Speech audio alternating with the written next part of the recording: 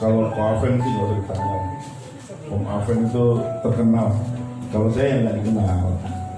Soalnya kan saya kenal Om Aven dulu, Om Aven nggak kenal saya kan. Artis. Oke ya, nama saya Agustinus, tapi biasa dipanggil Gusti.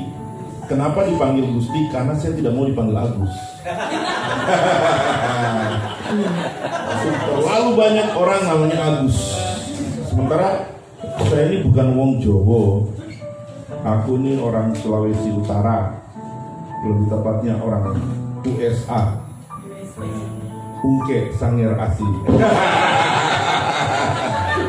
Bukan Amerika ya, USA itu Ungke Sangir asli. Jadi saya Sangir asli banget. Karena papa mama saya masih orang Sangir, lebih tepatnya orang Talaut. Kalau tadi yang nyanyi di belakang tuh yang cantik kayak bule, itu istri saya loh. Pasti gak ada yang percaya kan? Karena memang itu anugerah terindah buat saya. Yang tahu istri saya. Beruntung, ya itu dia, betul Om Aven, untung. Mungkin waktu itu dia matanya melihat saya berubah gitu. Nah yang sebelahnya itu juga Ade, Merli. Nah kalau itu dari Sangir. Jadi Bapak Ibu bisa perhatikan produk-produk dari Sangir itu besarnya seperti apa. Memang ya beginilah ya. Hidungnya kecil banget ya. Hidung kecil, jempol aja masuk, ya kan? Orang Sangir itu di mana-mana rame. Kalau nggak rame berarti bukan orang Sangir, itu orang Sangar.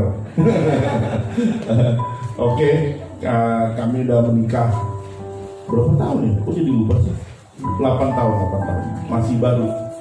Karena memang kita nikah udah agak berumur ya, udah kepala 3 ke atas semua. Tapi nggak apa-apa, yang penting nikah. Soalnya hari-hari ini kan yang nggak nikah yang sendiri dicurigai nih, ya kan? Nikahnya amal yang mana, ya kan? Semoga amal lain jenis, ya kan? Kalau sesama jenis tidak menghasilkan keturunan, nanti generasi kita habis loh. Iya loh, ya kan? Kalau semuanya nikah sejenis, nggak ada anak muda nanti, ya. Terus apa lagi ya? Itu aja kali ya. Ya saya pekerja di sini. Jadi Pak Irwan ini gembala saya. Baik, kita akan mulai firman Tuhan kita pada sore hari ini. Pasti semua hari-hari ini mengalami ketakutan dengan berita-berita, apalagi penyakitnya lumayan agak mengerikan, ya kan? Hari ini kita akan belajar dari Lukas 8 ayat 40 sampai 50.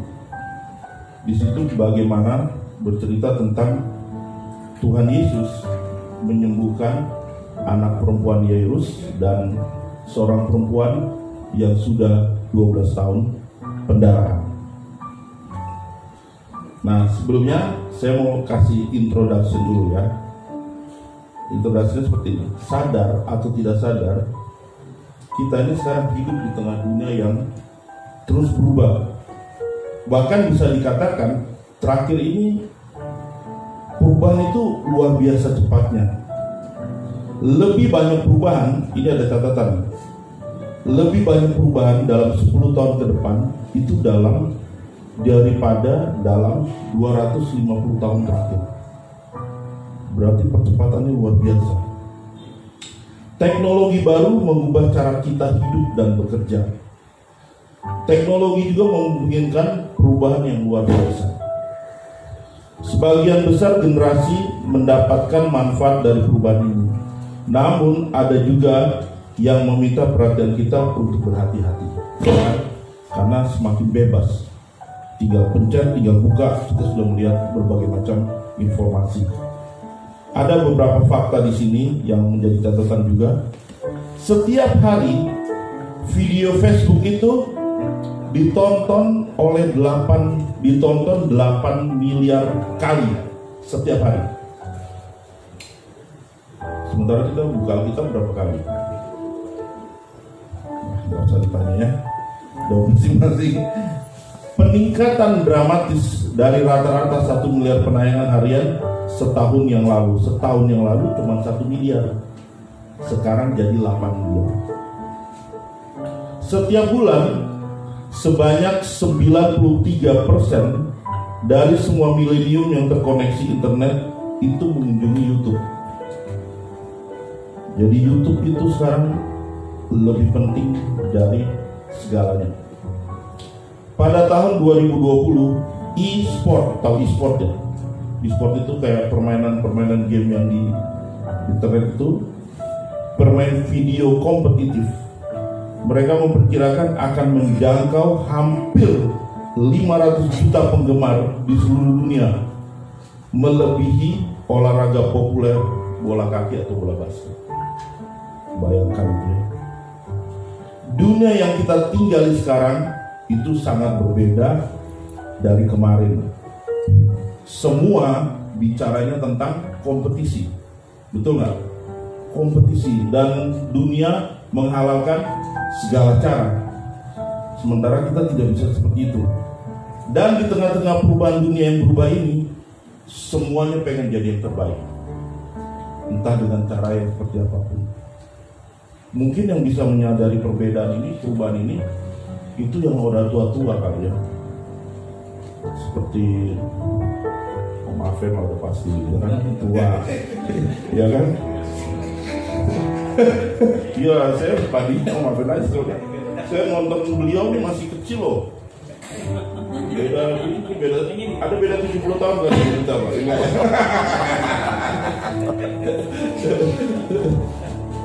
Iya, dulu kita kayak saya aja, saya main basket ya. Dulu cari orang Indonesia yang bisa nombok, bisa ngedang itu dikit. Sekarang kayaknya main basket di mana-mana lihat anak-anak udah nombok-nombok semua gitu. Ya. Terus dulu Indonesia kalau main basket pasti kalah mulu. Tapi sekarang lawan kita cuma satu, Filipina. Yang lainnya kita libas. Nah, perubahan-perubahan itu luar biasa, ya kan? Yang nggak pernah ada sekarang jadi ada. Yang dulu cuma mimpi sekarang jadi kenyataan semua. Sebentar lagi kita nggak akan kaget kalau ada mobil bisa terbang, ya kan? Mobil turun ke air udah banyak. Sekarang nanti ntar lagi mobil naik ke atas. Jadi nanti macet mungkin di atas ya. Nggak tahu bisa macet apa nggak, saya juga bingung tuh. Nah, yang mengerikan terakhir ini, tiba-tiba kita dipukul oleh COVID-19, Corona. Banyak negara tidak siap untuk menghadapinya. Ekonomi mereka telah berpengaruh. Orang menjadi takut untuk pergi keluar dan bahkan pergi ke luar negeri. Sebagian besar peringatan perjalanan diberikan itu sampai bulan Mei. Tapi bagaimana kalau jadi lebih lama? Apa yang akan terjadi? Pasti ekonomi akan turun. Dan itu begitu menakutkan. Bahkan kita sudah dengar ya, beberapa kota itu sudah lockdown. Ya, Indonesia kayaknya tinggal tunggu waktu. Tapi kita berdoa supaya walaupun terjadi itu, kita tidak goyah. Amin. Iya. Jadi hari ini kita belajar iman yang tidak goyah walaupun di tengah-tengah situasi yang tidak mungkin. Ini hari-hari ini semua begitu ketakutan. Saya tadi pelayanan di gereja di daerah Pasar Baru, sepi Bapak Ibu. Terus tadi pas naik gokar, mereka juga bilang omsetnya turun. Tadi juga barusan kita pergi naik itu Grab, dia bilang di Kokas itu biasanya tiap sore-sore begini ramainya minta ampun, macet luar biasa. Baru daerah Plaza Indonesia itu juga macet.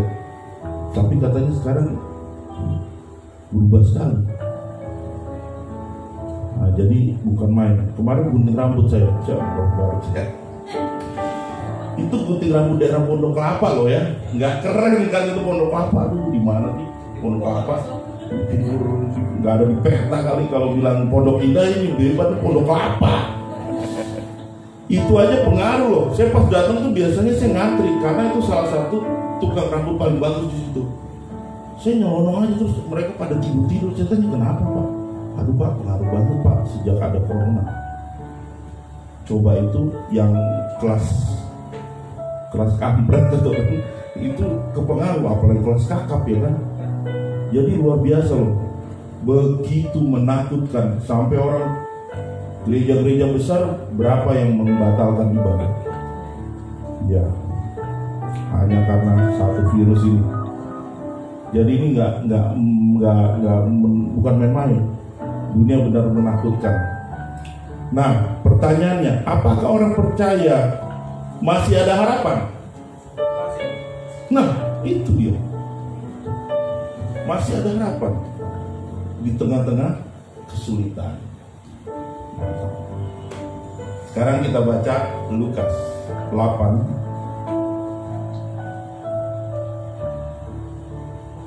Bisa dimunculin Pak? Bisa ya? Sudah mantap. Lukas 8 ayat 40. Biar kita baca semuanya aja deh, biar tahu jalan ceritanya ya. Oke, simak ya, saya akan baca buat Bapak Ibu. Yesus membangkitkan anak Yairus dan menyembuhkan seorang perempuan yang sakit pendarahan. Ayat 40, ketika Yesus kembali, orang banyak menyambut dia sebab mereka semua menanti-nantikan dia. Ayat 41, maka datanglah seorang yang bernama Yairus. Ia adalah kepala rumah ibadat. Sambil tersungkur di depan kaki Yesus, ia memohon kepadanya supaya Yesus datang ke rumahnya. Karena anaknya perempuan yang satu-satunya yang berumur kira-kira 12 tahun hampir mati. Dalam perjalanan ke situ, Yesus didesak-desak orang banyak. Adalah seorang perempuan yang sudah 12 tahun menderita pendarahan dan yang tidak berhasil disembuhkan oleh siapapun. Saya ulangi ya, yang tidak berhasil disembuhkan oleh siapapun. Ia maju mendekati Yesus dari belakang dan menjamah jubahnya. Dan seketika itu juga berhentilah pendarahannya. Saya ulangi ya, seketika itu juga berhentilah pendarahannya. Lalu kata Yesus, siapa yang menjamah aku? Dan karena tidak ada yang mengakuinya, berkatalah Petrus, Guru, orang banyak mengurumuni dan mendesak engkau. Tetapi Yesus berkata, ada seorang yang menjamah aku, sebab aku merasa ada kuasa keluar dari diriku. Ketika perempuan itu melihat bahwa perbuatannya itu ketahuan, ia datang dengan gemetar, tersungkur di depannya, dan menceritakan kepada orang banyak apa sebabnya ia menjamah dia, dan bahwa ia seketika itu juga menjadi sembuh. Maka kata Tuhan, katanya kepada perempuan itu, hai anakku, imanmu telah apa? Menyelamatkan engkau, pergilah dengan selamat. Menarik ya, Tuhan bukan katakan, hai anakmu, imanmu telah membuat engkau sembuh. Tapi dibilang, hai anakku, imanmu telah menyelamatkan engkau, pergilah dengan selamat. Ayat 49, ketika Yesus masih berbicara, datanglah seorang dari keluarga kepala rumah ibadat itu dan berkata, anakmu sudah mati. Tadi hampir mati kan? Ini udah mati betul. Jangan lagi engkau menyusahkan guru. Tetapi Yesus mendengarnya dan berkata kepada Yesus, jangan takut, percaya saja dan anakmu akan selamat. Setibanya di rumah Yairus, Yesus tidak memperbolehkan seorang pun ikut masuk dengan dia, kecuali Petrus, Yohanes, dan Yakobus dan ayah anak itu serta ibunya. Semua orang menangis dan meratapi anak itu. Itu bukti bahwa anak itu sudah mati. Akan tetapi Yesus berkata apa? Jangan menangis. Ia tidak mati, tetapi bobo. Ia tidak mati, tapi tidur. Apa yang terjadi? Mereka mentertawakan dia, karena mereka tahu bahwa anak itu telah mati. Yesus ditertawakan. Lalu Yesus memegang tangan anak itu dan berseru katanya, hai anak, bangunlah. Seketika begitu dia bilang itu, maka kembalilah roh anak itu, dan seketika itu juga ia bangkit berdiri. Lalu Yesus menyuruh mereka memberi anak itu makan. Ayat 56, dan takjublah orang tua anak itu. Tetapi Yesus melarang mereka memberitahukan kepada siapapun juga apa yang terjadi itu. Amin. Fokus kita hari ini, bagaimana kita melihat ini dia. Ayat 43. Ada seorang perempuan yang sudah 12 tahun menderita perdarahan dan yang tidak berhasil disembuhkan oleh siapapun. Jadi yang pertama kita lihat perempuan yang sudah 12 tahun pendarahan, dan yang terakhir itu tadi, hai anak, jangan takut, percaya saja dan anakmu akan selamat. Jadi yang kedua adalah anak dari Yairus yang sudah mati tapi bangkit. Oke.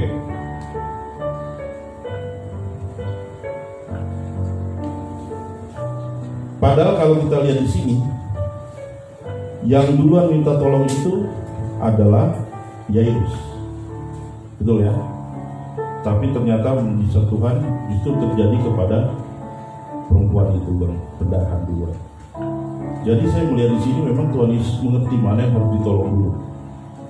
Kalau Yairus ini kan mewakili anaknya, kalau ini dia datang sendiri. Ingat ya, perempuan itu penyakitnya apa?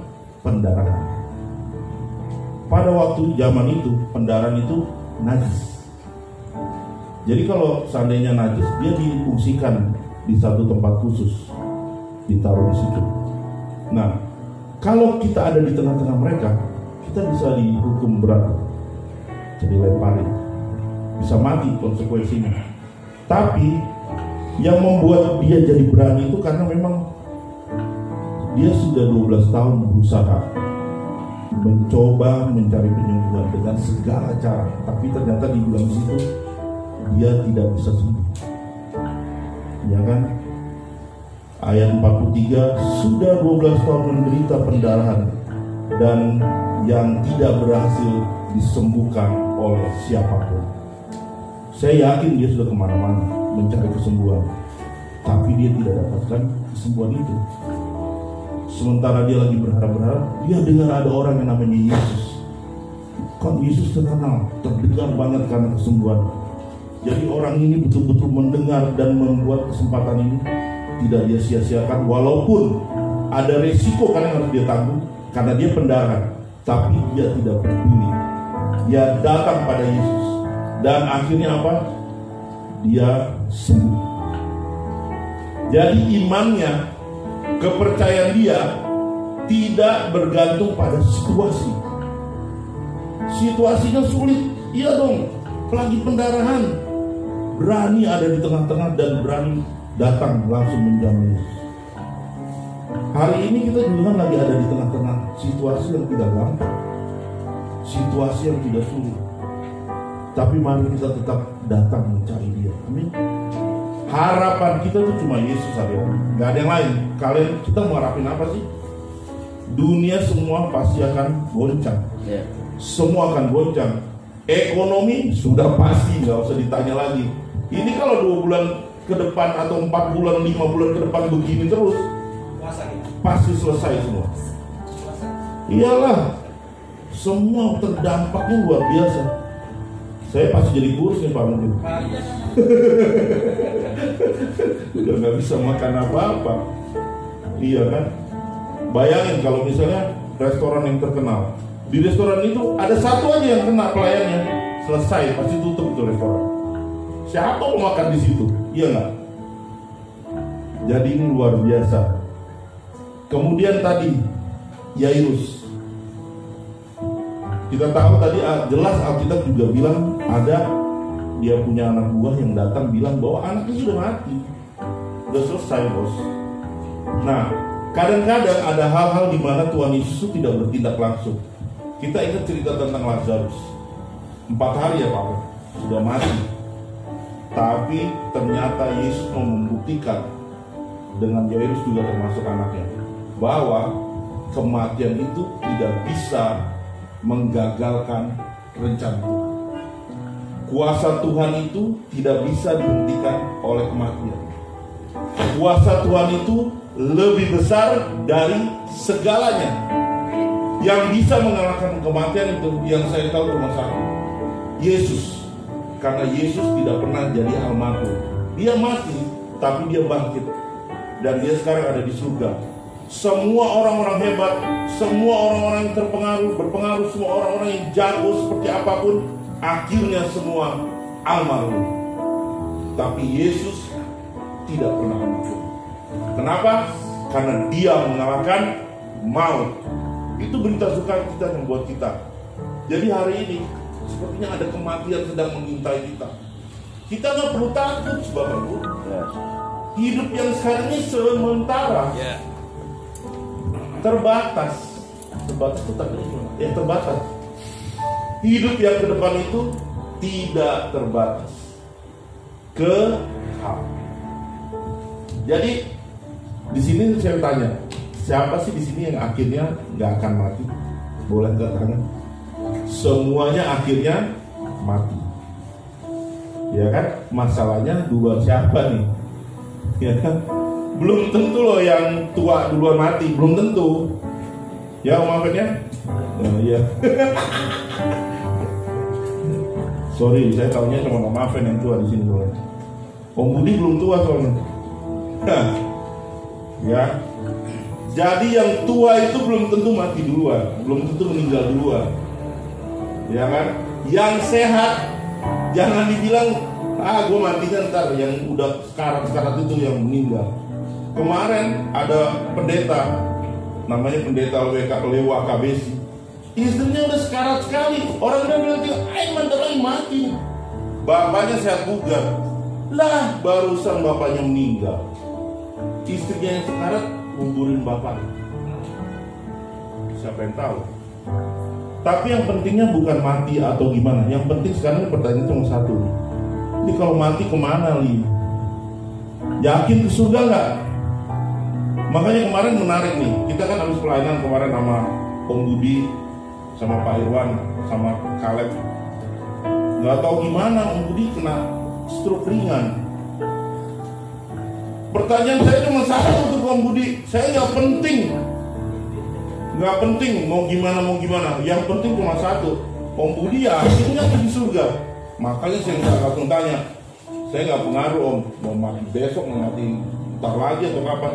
Cuma satu Om Budi, kalau mati masuk mana? Om Budi sempat kaget juga saya tanya gitu. Masuk mana? Surga. Yakin? Ya sudah cukup. Ya kan? Kalau sudah masuk surga aman. Nanti kita ketemu lagi. Tapi udah gak dalam bentuk begini, kita dalam bentuk roh ya.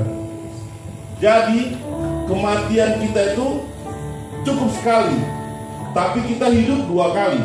Hidup yang pertama secara fisik, tapi hidup yang kedua kita hidup secara roh. Dan itu hidup bahagia bersama dengan Tuhan. Gak ada lagi sakit, gak ada lagi stroke ringan, gak ada lagi tiroid kayak saya ini, gak ada lagi kegemukan. Gak ada yang kalau gajian makannya enak, ntar udah tanggal 2 udah makannya mulai anak-anak mahasiswa itu biasanya ya, Indomie udah mulai di tanggal 20 tuh ya kan. Kalau kiriman datang Medi gitu 20 mulai Indomie. Ngalamin banget tuh. Nanti kalau kiriman telat udah mulai merogoh kantong cari-cari. Dulu kan karena di Jogja saya murah cuma 1.000, saya dapat 500 aja udah seneng banget. Aduh lumayan makan separuh. Itu udah gak ada nanti di surga. Semuanya nyaman, sukacita, senang. Ini penting loh, pertanyaan penting. Ini kemana nih? Selesai ini saya juga nih, saya kadang ngomong itu saja. Udah siap gak sih? Kita gak pernah tahu nih, sehat-sehat gini, sudah tahu-tahu putus. Saya setelah kejadian dengan Pak Budi itu loh, saya betul loh Pak Budi, saya sampai rumah mulai mengkoreksi diri. Saya juga bertanya sama diri saya, kalau hari itu saya yang hilang di mana? Apa saya masuk surga? Itu pertanyaan penting loh. Jangan dipikir Bapak Ibu kalau udah sibuk-sibuk pelayanan, capek, banyak waktu pelayanan terus masuk surga. Belum tentu. Ada ayatnya kan, Matius 7:21. Bukan semua yang memanggil Tuhan, Tuhan akan masuk ke dalam kerajaan surga. Berarti nggak jaminan kalau Bapak Ibu rajin-rajin terus bilang udah pasti masuk surga. Tapi ternyata hatinya bukan untuk melayani, cuman hatinya untuk sekedar dilihat, sekedar cari kesibukan, nggak ada kerjaan, nggak ada pelayanan aja. Tapi nggak lahir dari hati yang terdalam dan tidak melakukan firman. Jadi itu penting banget. Jadi hari ini kita belajar dari dua kejadian ini. Yang pertama, perempuan yang sudah 12 tahun pendarahan dan dibilang tidak ada harapan. Tapi ternyata Yesus belum doakan tengking tangan aja, baru megang Yesus saja sudah sembuh. Sekarang pertanyaan kita hari ini, Bapak Ibu pegang siapa hari ini? Yes. Apa uang Bapak Ibu? Sebentar selesai. Ini kalau begini terus kita bisa-bisa harga naik semua. Ya nggak apa-apa. Sekarang nggak tahu berapa sekarang masker. Udah berapa sekarang? Masih normal apa sudah nggak normal? Saya rasa sih paling udah 3 kali lipat ada kalau. Itu baru sekarang, nggak tahu nanti kalau begini terus, ya kan? Mari kita bersandar hanya kepada Tuhan. Iman kita letakkan kepada Tuhan, jangan kepada yang lain. Yang lain itu sia-sia, fana, sebentar aja, hilang. Tapi kalau bersandar kepada Yesus, semuanya kekal. Hari ini waktu kita buka mata, kita berjumpa lagi. Yang berikut tadi, anak Yairus itu sebenarnya kan udah gak ada harapan, sudah mati bos. Tapi bagi Tuhan tidak ada yang mustahil. Jadi hari ini kalau ada Bapak Ibu yang punya harapan-harapan yang sepertinya aduh udah gak mungkin itu, kayaknya gak bisa kembali uang saya, kayaknya bisnis saya ntar lagi tutup nih, apalagi dengan segala keadaan sekarang seperti ini, sepertinya semuanya ini mustahil. Tapi bersama Tuhan kita cakap menanggung segala sesuatu. Amin. Bahkan di Alkitab bilang apa? Padang rumput sekalipun itu dibuat seperti tempat yang bermata air. Bayangkan, padang rumput. Jadi bagi Tuhan tidak ada yang mustahil. Bagi saya ada yang mustahil, tapi bagi Tuhan tidak ada yang mustahil. Jadi mari kita beriman hari ini. Kita nggak perlu terlalu takut berlebihan, ya kan? Tapi tetap berjaga-jaga. Tapi siapa yang bisa jamin hidup kita kalau nggak ada Tuhan yang jaga kita? Ya nggak? Saya nggak tahu kalau tadi saya naik Grab sama orang yang ternyata sudah terinfeksi. Siapa yang tahu? Tapi dari waktu sudah naik saya berdoa, Tuhan pagari saya dengan darah. Ya. Jadi hari ini mari kita beriman hanya kepada Tuhan. Amin. Amin. Amin. Yang lain nggak bisa diandalkan. Cuma Tuhan yang bisa diandalkan. Amin. Amin. Yes. Oke. Firman Tuhan sudah selesai. Sekarang mari kita semua tutup mata. Saya mau berdoa buat kita semua.